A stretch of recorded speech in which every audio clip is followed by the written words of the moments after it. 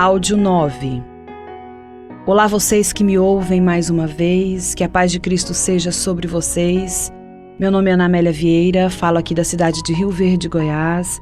Voltamos para mais um estudo, mais um capítulo do livro Armado para a Guerra, de Rick Renner, um livro que tem nos ensinado muito sobre batalha espiritual, sobre a armadura de Deus, sobre como usar as armaduras da forma correta, sobre como resistir às astutas ciladas do inimigo, nunca anulando o sangue de Jesus derramado na cruz do Calvário por nós.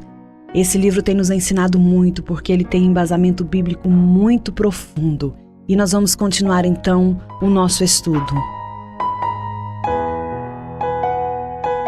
Hoje iniciaremos o capítulo 4, que tem o título Por que a batalha ainda está sendo travada?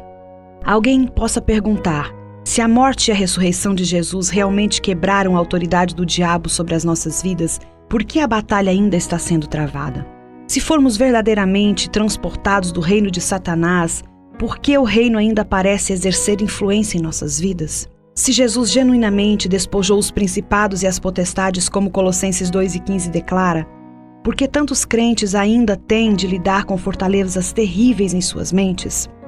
Há vários anos, a polícia telefonou para um amigo meu no meio da noite, informando-lhe que um de seus animais, uma cabra, havia saído da sua propriedade e tinha sido atingido por um carro, sendo morta.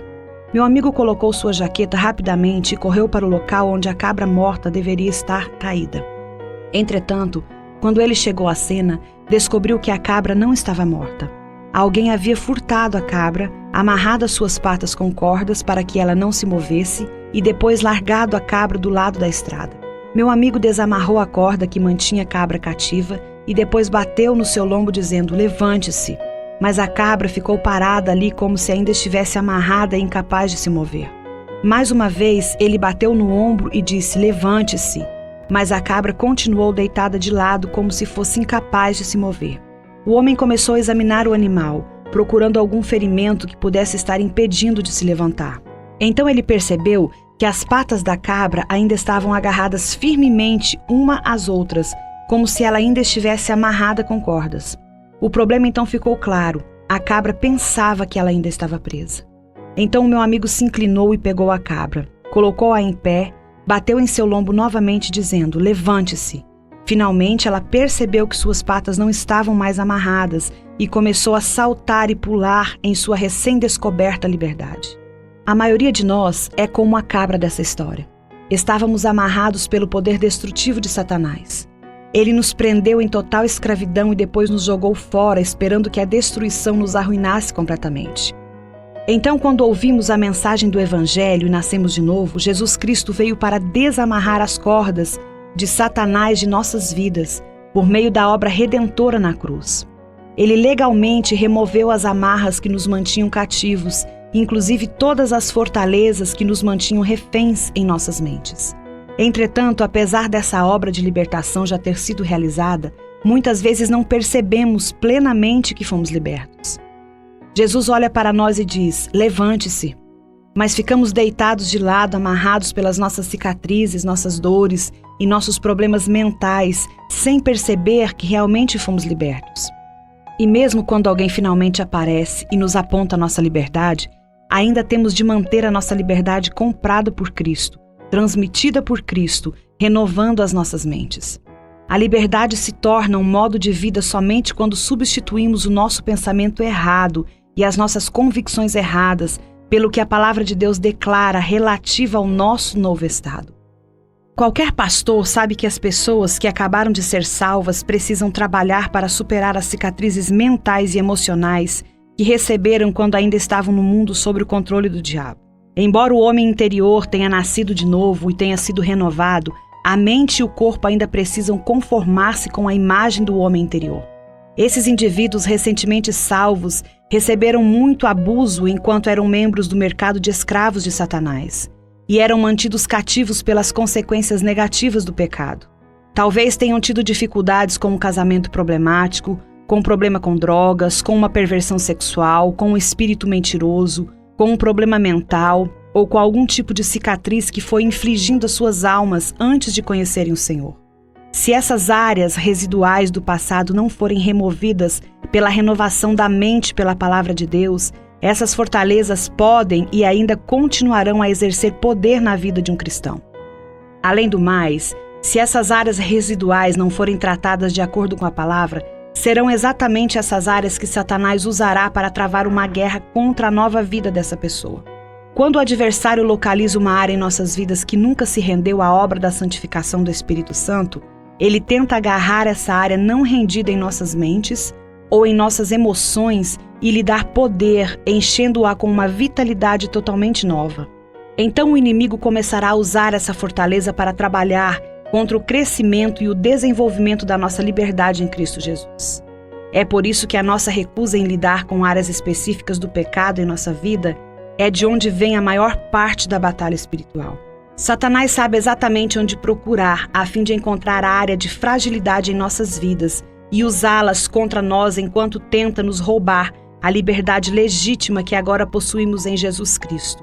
Eis algumas das portas abertas mais comuns que ele procura para ter acesso às nossas vidas: pensamentos errados, crenças erradas, lembranças de experiências terríveis que aconteceram antes de conhecermos o Senhor e que ainda permitimos que dominem as nossas emoções, medos que foram transferidos a nós por nossos pais, membros da família ou amigos, anos de doutrina incorreta que nos foi ensinada em nossas antigas igrejas que agora precisamos desprender e superar. Observe que com todas essas coisas, a mente é o centro estratégico onde a batalha espiritual com o Deus deste mundo acontece. O inimigo sabe muito bem a importância da mente. Ele sabe que a sua mente é a chave para controlar a sua vida.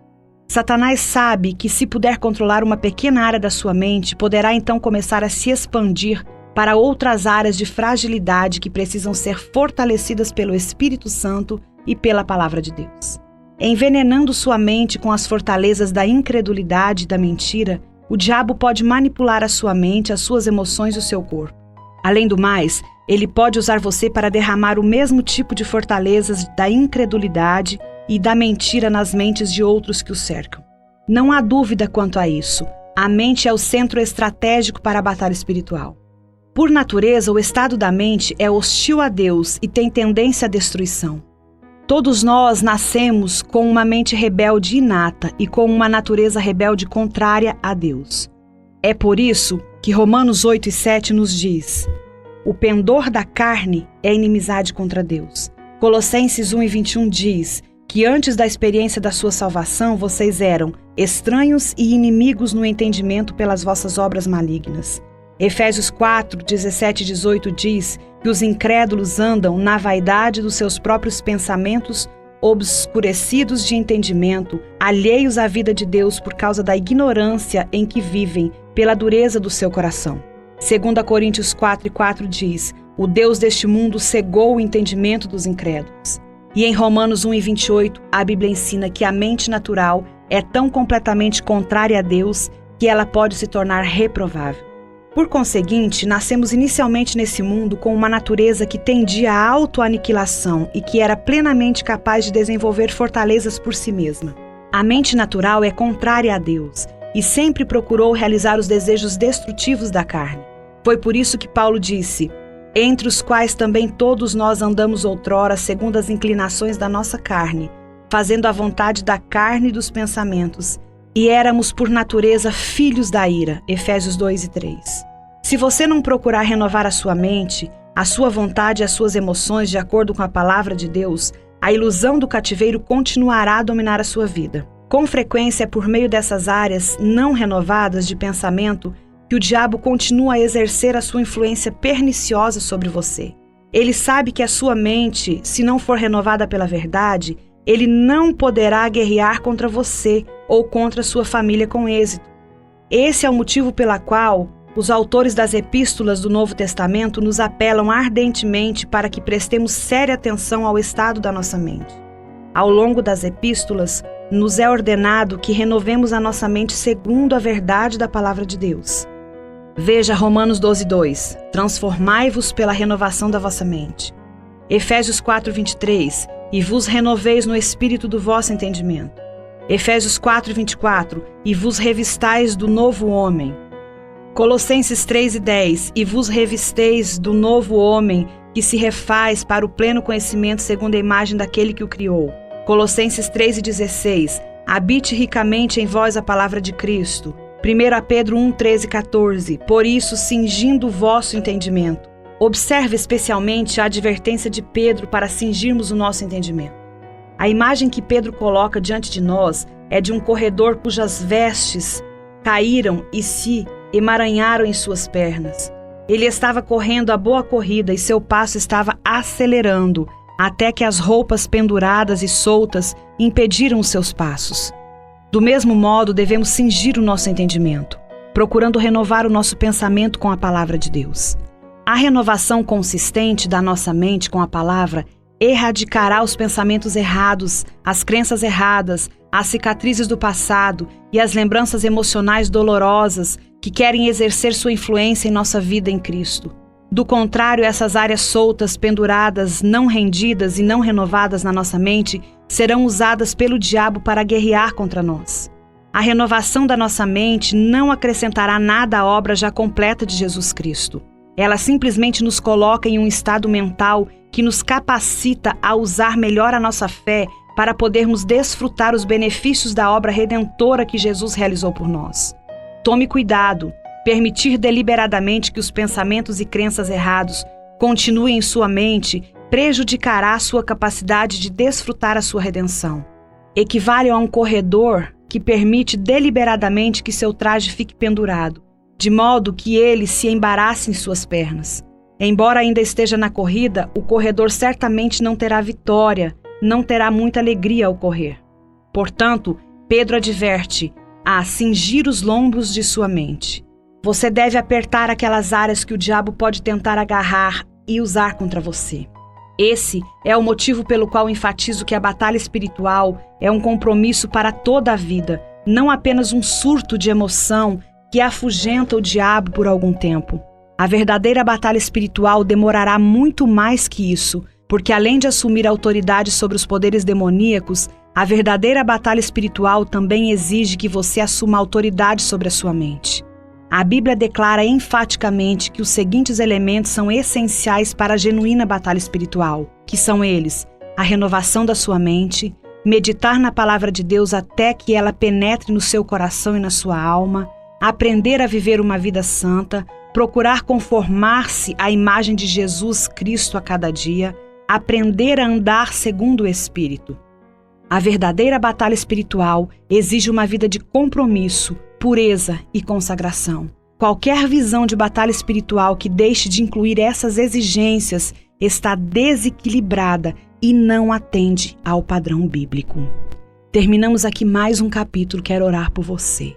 Pai, no nome de Jesus estamos mais uma vez na Tua presença, te apresentando as nossas vidas diante de Ti, colocando tudo que é nosso e que leva o nosso nome na dispensação das Tuas mãos e da Tua misericórdia e dos Teus livramentos, e te pedindo a Tua bênção especial sobre cada pessoa que me ouve nesta hora. Continue no controle das nossas vidas. Este é o desejo do nosso coração. Em nome de Jesus. Amém.